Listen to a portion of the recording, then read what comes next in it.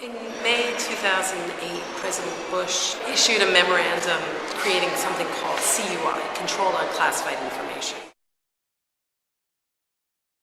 The biggest problem is that CUI is often misunderstood as a method to withhold information.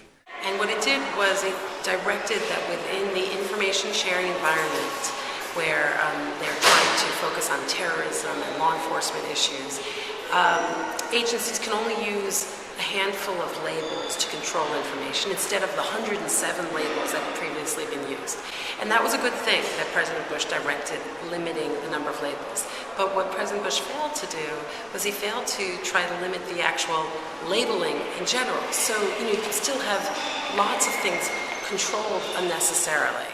It undercuts the ability of the public to obtain information, and so undermines our system of accountability.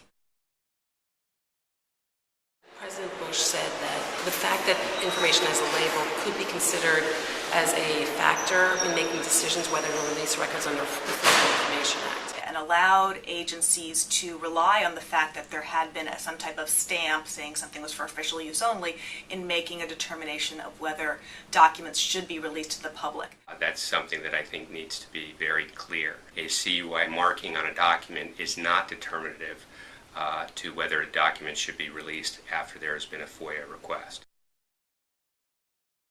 They should come up with incentives and a structure to try to discourage unnecessary controlling of information, so that not every record from a federal agency has for official use only stamped on it. We hope there'll be a continuing process where the administration seeks public input on the proposals for reforming the CUI system, and we also want to see strong mechanisms put in place for ongoing oversight and accountability.